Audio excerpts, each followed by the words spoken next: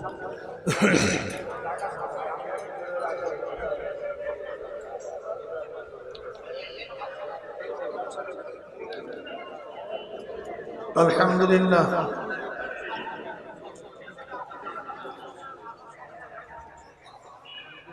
الحمد لله نحمده ونستعينه ونستغفره ونعوذ بالله من شرور أنفسنا من يهد الله فلا مضل له ومن يضلل فلا هادي له ونشهد أن لا إله إلا الله وحده لا شريك له ونشهد أن محمدا عبده ورسوله أما بعد فأعوذ بالله من الشيطان الرجيم بسم الله الرحمن الرحيم يا أيها الذين آمنوا صلوا عليه وسلموا تسليما اللهم صل على حبيبنا صلى الله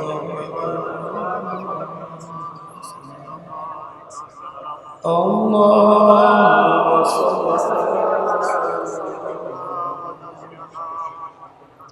وحبيبنا مولانا محمد صلى الله عليه وسلم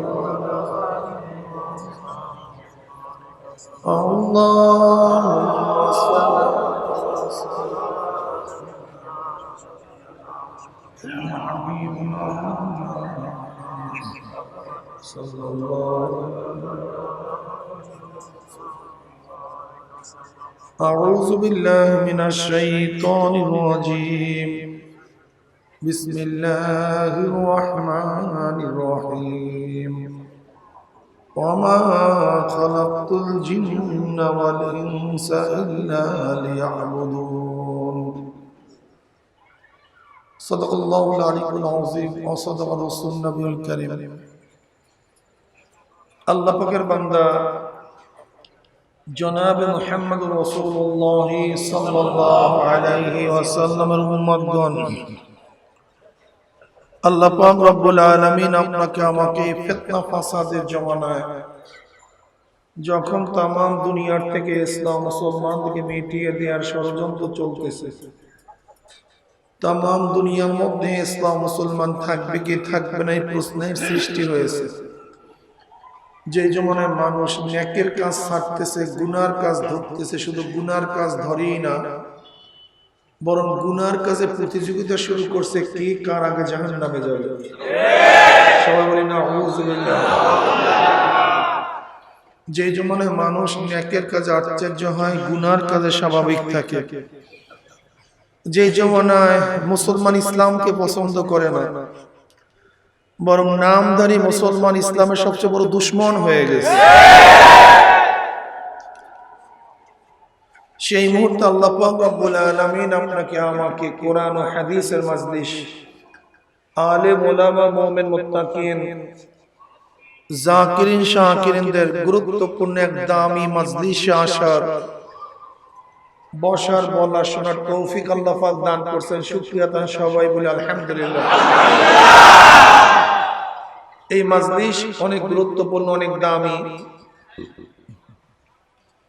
আমাদের শায়খ মুর্শিদ নব্বুল্লাহ মারকাদাহ বলতেন, বাবা কোন ব্যক্তি হাক্কানি উলামায়ে কেরামের বয়ান শোনার জন্য যদি বাড়ি থেকে রওনা করে, বয়ান শেষে আখিরি মুনাজাত দিয়ে বাড়িতে চলে যায়, তার আমলনামায় 50 লক্ষ নেকের কম লেখাই হতে পারে না।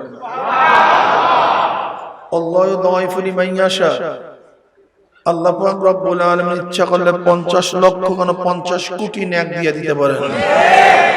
নেক দেওয়ার মালিক কে? আল্লাহ। কাজী মাওলার কাছে দোয়া করি, মাওলা হে যেহেতু মাহফিলে নিয়েই আসছেন, আমাদের খালি আমল নামাকে নেকের দ্বারা পূর্ণ না করিয়া কাউকে এখান থেকে বিদায় দিয়েন না। আল্লাহুম্মা আমিন। আমি এখানে কেন আসছি? দাওয়াত ও তাবলীগের নিসবতে আসছি, দাওয়াত দেওয়ার জন্য, নসিহত শোনাবার জন্য, মানাবার জন্য আসি নাই। আপনারা আসছেন নসিহত গ্রহণ করার জন্য। এখানে আমরা যারা আছি সবাই এক নীতির, একই আদর্শের, একই পথের, একই মতের লোক এখানে আমরা নাই। কি কথা ঠিক না? আমরা বিভিন্ন আদর্শে ভাগ হয়ে গেছি, বিভিন্ন নীতি আদর্শ গ্রহণ করেছি। এমনকি মুসলমানের সন্তান এমনও নীতি গ্রহণ করছে যার সাথে ইসলামের আদৌ কোনো মিল নাই। মিল তো নাই, বরং সেই নীতি গ্রহণ করলে সে মুসলমানই থাকে না। এরকম হাজারো নীতি আদর্শ মুসলমান গ্রহণ করছে। এর মূল কারণটা কি? ইসলাম কি, ঈমান কি, এ সম্পর্কে আমাদের অনেকেরই জানা নাই। ভাই খুব ভালো মতো বুঝেন তো, একজন মুসলমান, একজন হিন্দু, একজন খ্রিস্টান, একজন ইহুদি, একজন নাস্তিক, একজন বৌদ্ধ, সবার চেহারা তো এক, অবয়ব এক, হার্ট, লাংস, কিডনি, ব্লাড, বাহ্যিক দৃষ্টিকোণ, খাওয়া দাওয়া সবই তো এক। তো একজনকে হিন্দু বললাম কেন, একজন খ্রিস্টান বললাম কেন, একজন মুসলমান বললাম কেন, একজন নাস্তিক বললাম কেন? কারণটা কি? আসলে যে ব্যক্তি হিন্দুদের নীতি আদর্শ গ্রহণ করছে সেই অনুযায়ী তাকে বলে হিন্দু। যে খ্রিস্টানদের নীতি আদর্শ গ্রহণ করছে তাকে বলি খ্রিস্টান। যে ইহুদিদের নীতি আদর্শ গ্রহণ করছে সেই দিকে লক্ষ্য করে তাকে বলি ইহুদি। যে নাস্তিকের আদর্শ গ্রহণ করছে তাকে বলি নাস্তিক। আর যে ইসলামের আদর্শ গ্রহণ করছে তাকে বলি মুসলমান। আসলে মূল হলো নীতি আদর্শ, কে কোন নীতি আদর্শ গ্রহণ করতেছে, মানতেছে। কি কথা ঠিক না? আচ্ছা বলেন তো, যে ব্যক্তি পড়ায় না তাকে মাস্টার বলতে আমাদের সবারই আপত্তি। যে ব্যক্তি ইঞ্জিনিয়ার না তাকে ইঞ্জিনিয়ার বলতে সবারই আপত্তি। যে ডাক্তার না তাকে ডাক্তার বলতে সবারই আপত্তি। যে উকিল না তাকে উকিল বলতে সবারই আপত্তি। কিন্তু যে ইসলাম অনুযায়ী চলে না তাকে মুসলমান বলতে আপনি আপত্তি করেন না কেন? কারণ আমাদের সমস্যা এখানে। যে ব্যক্তি ইসলাম অনুযায়ী চলে না তাকে যদি মুসলমান না বলতাম তাহলে হাজারো মানুষ ইসলাম অনুযায়ী চলতো। দেখা যায় জিন্দেগির কোথাও ইসলাম নাই, বরং জীবন ভর ইসলামকে জবাই দিছে। ইসলাম সহ্য করতে পারে নাই, কটূক্তি করছে, নবীর উপরে কটূক্তি করছে। কিন্তু মরার পরে তাকে জানাজা দিতে হবে, তাকে মুসলমানের কবরে দাফন করতে হবে, তাকে গোসল করাতে হবে। কারণটা তুই ইসলাম অনুযায়ী চলো নাই, তুই যেই অনুযায়ী চলছো সেই অনুযায়ী তোকে পড়ায়া দাও, তোকে পানিতে ফেলায়া দাও, তুই মুসলমানের কাছে দাফন হইতে চাও কেন? কারণটা তুমি জমি জমা ভাগ পাও সব ইসলামের কায়দায় চাও, তুমি ইসলাম অনুযায়ী পরিচয় দিতে চাও। মরার পরে নাস্তিক থাকতে চায় না, মরার আগে নাস্তিক হইতে চায়। এটা কেমন কথা হলো আমাকে বলেন? আমার মুসলমান বন্ধুরা, ইসলাম একটা আদর্শের নাম, নীতির নাম।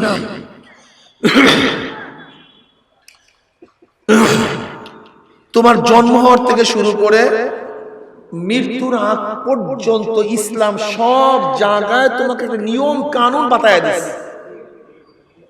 তুমি জন্মের পরে এতদিনের মতো নাম রাখবা, আকিকা দিবা, মাথা কামিয়ে সে চুল ওজন করে তুমি সদকা করে দিবা, তুমি তাহনিক করাবা।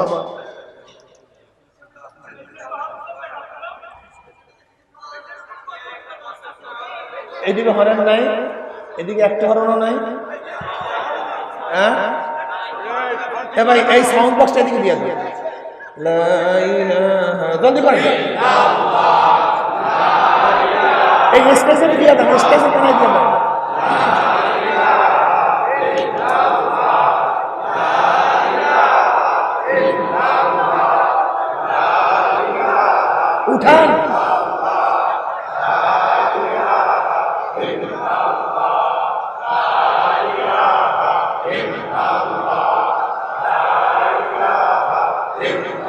ওই স্টেজের নিচে দিয়ে আনতে হবে, নিচে দিয়ে আনেন, বাস নিচে দিয়ে দেন।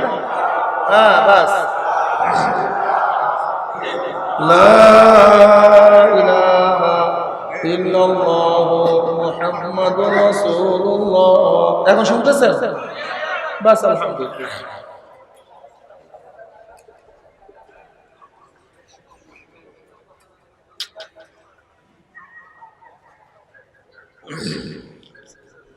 এর জন্য ইসলাম তোমাকে সব জায়গায় একটা কানুন বাতায় দিয়েছে, নিয়ম বাতায় দিয়েছে। এইভাবে নাম রাখো যার মধ্যে ইসলামের পরিচয় হয়। কিন্তু তুমি নাম রাখছো কেন্টু, তুমি নাম রাখছো সেন্টু, তুমি নাম রাখছো রেন্টু, পিন্টু। ইসলামের পরিচয় তোমার নামের মধ্যে নাই বাবা, রাগ করিও না। তুমি যদি মুসলমান থাকো তাহলে তোমার উপর আমার কানুন আছে, নিয়ম আছে। তুমি যদি স্কুলে ভর্তি হও, মাদ্রাসায় ভর্তি হও, তাহলে তোমার উপরে মাদ্রাসার প্রতিষ্ঠানের নিয়ম আছে। ভর্তি না হওয়ার কোনো আপত্তি নেই, তোমার যা মনে চায় তাই করো। তুমি আমার প্রতিষ্ঠানে চাকরি নিবা আর আমার প্রতিষ্ঠানের তুমি নিয়ম মানবা না, আমার প্রতিষ্ঠানে চাকরি করতে পারবা না। যেখানে পারো সেখানে চলে যাবে। তুমি আমার পরিচয় চলবা অথচ আমার নীতি ও আদর্শ গ্রহণ করবা না, আর আমার পরিচয় চলবা। তোমার মনে রাখতে হবে, তুমি মুসলমান যদি থাকতে চাও তো মুসলমানের কানুন তোমাকে মানতেই হবে। না মানো ভাগো, ভাগো তসলিমা হয়ে যাও, ভারতে গিয়ে শিব পূজা করো, গিয়ে যাও। তোমাকে কি বাধা দিছে? কিন্তু লেকিন ইসলাম মুসলমান, আমি মুসলমান পরিচয় দিতে গেলে তোমাকে নিশ্চিত কানুন মানতেই হবে। ঠিক না ভাই? কি আমি অসত্য কথা বলছি? তুমি আমার প্রতিষ্ঠানে ভর্তি হবা আর প্রতিষ্ঠানে আইন মানবা না, তুমি বাংলাদেশের নাগরিক দাবি করবা অথচ বাংলাদেশের কানুন মানবা না, আর তুমি ভাবছো তোমাকে বাংলাদেশ রাখবে? তোমার দেশদ্রোহী বলে তোমাকে ভাগায়া দিবে, জেলে ঢুকায়া দিবে। যেরকম দেশের আইন না মানলে দেশদ্রোহী হয়ে যায়, দেশ থেকে ভাগায়া দেয়।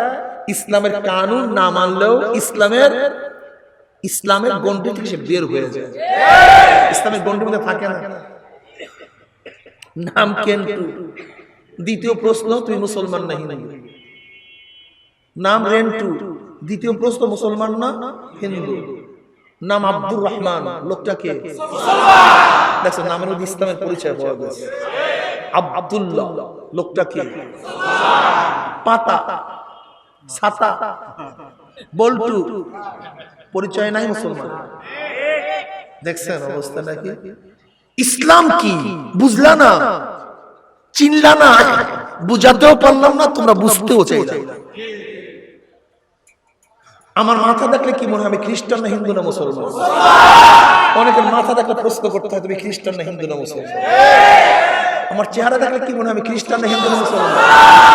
অনেকের চেহারা দেখলে প্রশ্ন করতে হয় যে তুমি খ্রিস্টান না হিন্দু না মুসলমান। আমার পোশাক দেখলে কি মনে হয় আমি খ্রিস্টান না হিন্দু না মুসলমান? অনেকের পোশাক দেখলে প্রশ্ন করতে হয় তুমি খ্রিস্টান না হিন্দু না মুসলমান। মেয়েকে দেখলে প্রশ্ন করতে হয় খ্রিস্টানের মেয়ে না হিন্দুর মেয়ে না মুসলমানের মেয়ে। ছেলেকে দেখলে একই কাজ, ব্যবসার মধ্যে ইসলাম নাই, চাকরির মধ্যে ইসলাম নাই, ছেলের মধ্যে ইসলাম নাই, মেয়ের মধ্যে ইসলাম নাই, স্ত্রীর মধ্যে ইসলাম নাই, ঘরের মধ্যে ইসলাম নাই, দলের মধ্যে ইসলাম নাই, নেতার মধ্যে ইসলাম নাই। নাম কি? তোমাকেও যদি ফালতু না বলিতে বলবো কাকে? আমাকে কাকে বলবো ফালতু? কোথায় ইসলাম নাই? বরং তুমি ইসলামের দুশমন। শুনতেই পারো ইসলামের কথা, গার মধ্যে আগুন জ্বালায়া দেয়। এখন যেরকম তোমার গার মধ্যে আগুন জ্বালায়া দেয়, কবরে গেল তোমার মধ্যে ডাইরেক্ট আগুন জ্বালায়া দেয়। সময় আসতেছে, এখন যেরকম ইসলামের কথা শুনলে গাও জ্বলে যায় না, তোমাকে ডাইরেক্ট কোরআন হবে, ডাইরেক্ট।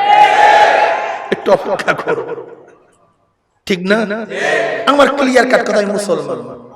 কে কি বলবে না বলবে আমার দেখার বিষয় না। কি আমাকে দেখে হাসবে, কে টিটকারি করবে, কি আমাকে নিয়ে মজা করবে, কি আমাকে স্থান দেবে আর না দিবে, এই চিন্তায় মুসলমান চলতে পারে না। বরং মুসলমান দুনিয়ার সবাই যদি আমাকে অ্যাবাউট করে, সবাই যদি আমাকে প্রত্যাখ্যান করে, আমি ইসলাম ছাড়বো না ইনশাআল্লাহ, ছাড়বো না ইনশাআল্লাহ। মরি আর বাঁচি, যা হয় না না হয় দেখা যাবে পরে, কথা ঠিক না? কিসের মুসলমান হয়েছে, কিসের ইসলাম গ্রহণ করছে? সাহাবায়ে কেরাম রিদওয়ানুল্লাহি তাআলা আলাইহিম আজমাইন ঈমান আনতে গিয়ে কত সাধনা করছেন। সুবহানাল্লাহি ওয়া বিহামদিহি। হুদায়বিয়া সন্ধির সময় ৬ষ্ঠ হিজরি ঘটনা আপনারা সবাই জানেন। উমরা করতে রওনা করছে মুসলমানরা। নবী আলাইহিস সালাতু সাথে ছিলেন, ১৪০০ সাহাবী তাদের সাথে ছিলেন, কিন্তু কাফেররা উমরা করতে দিবে না, উমরা করতে দিবে না। সেই ঘটনা বর্ণনা করার উদ্দেশ্য না, হুদায়বিয়া নামের জায়গায় তাদেরকে থামিয়ে দেওয়া হয়েছে। একটা চুক্তি হয়েছে, চুক্তি, যে চুক্তির নাম হুদায়বিয়া সন্ধি। এটা ৬ষ্ঠ হিজরির ঘটনা। চুক্তির মধ্যে বাহ্যিক দৃষ্টিতে অধিকাংশই শর্ত ছিল যা মুসলমানদের বিরুদ্ধে, কাফেরদের পক্ষে। কোন অবস্থাতেই মুসলমানরা সেই চুক্তি করবে না। কিন্তু আল্লাহর খেলা, নবী আলাইহিস সালাতু ওয়াস সালামকে আল্লাহ পাক বলেন, কর, যা হবে দেখা যাবে পরে। বাহ্যিক দৃষ্টিতে যদিও দেখা যায় মুসলমানের পরাজয়, এর মধ্যেই বিজয় আছে, এটা অপেক্ষা কর। তার মধ্যে একটা চুক্তি কি ছিল? একটা চুক্তি ছিল, কোন মুশরিক, কোন কাফের মক্কা থেকে ইসলাম গ্রহণ করে মদিনায় যায়, তাহলে তাদেরকে ফেরত দেওয়া লাগবে। কিন্তু কোন মুসলমান যদি কাফের হয়ে মুশরিক হয়ে মক্কা চলে যায়, তাদেরকে ফেরত দেওয়া লাগবে না। কোন দিকে কি অবস্থা? চুক্তিটা ডাইরেক্ট মুসলমানদের বিরুদ্ধে না? অপমানজনক না? মারাত্মক অপমানজনক। কেউ যদি মুসলমান হয়ে মক্কায় আসে, মদিনায় আসে, তাদেরকে ফেরত দেওয়া লাগবে। কিন্তু কেউ যদি কাফের হয়ে মক্কা যায়, তাদেরকে ফেরত দেওয়া লাগবে না। ডাইরেক্ট অপমানজনক একটা চুক্তি, একটা শর্ত। চুক্তি হইতেছে, দস্তখত হয় নাই। এর মধ্যে আবু জান্দাল রাদিয়াল্লাহু তাআলা আনহু হাতের মধ্যে বেরি পড়া, গায়ের মধ্যে, শরীরের মধ্যে মাইরের দাগ। আইসা বলছে, ইয়া নবী আল্লাহ, ইসলাম গ্রহণ করছি দেখা, ঈমান আনছি দেখে আমার অবস্থাটা কি দেখেন। হাতের মধ্যে কড়া লাগাইয়া দিছে, এই পিঠের অবস্থা দেখেন কি অবস্থা চলতেছে, সহ্য করতে আর পারি না, আমাকে নিয়ে নেন। তার বাবা সুহাইল রাদিয়াল্লাহু পরবর্তী মুসলমান হয়েছে। তিনি ছিলেন কাফেরদের পক্ষে চুক্তির মূল ব্যক্তিত্ব। তারই ছেলে আবু জান্দাল রাদিয়াল্লাহু তাআলা। সুহাইল রাদিয়াল্লাহু বলতেছেন, না, আমি একে ফেরত দেব না, তোমাদের কাছে দেব না। নবী আলাইহিস সালাতু ওয়াস সালাম বললেন, এখন পর্যন্ত চুক্তিতে দস্তখত হয় নাই, দস্তখত হওয়ার পরে কার্যকরী শুরু হবে, দস্তখতই হয় নাই, কাজে এখন তো ফেরত দেওয়া জরুরি না। কিন্তু তার বাবা আড়ি ধরছে, না, যদি একে ফেরত না দেওয়া হয়, আবু জান্দালকে ফেরত না দেওয়া হয়, তাহলে আমি চুক্তিতে সই করব না। নবী আলাইহিস সালাতু ওয়াস সালাম ভিক্ষা চাইলেন, আমাকে ওকে ভিক্ষা দাও, ভিক্ষা দাও তুমি ওকে আমাকে, তারপরও আমি ওকে ফেরত দিতে পারি না। ওদিকে আবু জান্দাল রাদিয়াল্লাহু চোখে পানি, যে আল্লাহ না করে এই অবস্থা নিয়ে যায়, তা কি অবস্থা যে হবে আল্লাহই ভালো জানে।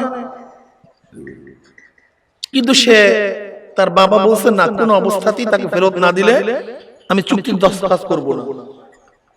এবার নবী আলাইহিস সালাতু ওয়াস সালাম বলে, আবু জান্দাল, ধৈর্য ধারণ করো, আল্লাহ পাক পথ উন্মোচন করে দেবে, একটু অপেক্ষা করো, ধৈর্য ধারণ করো।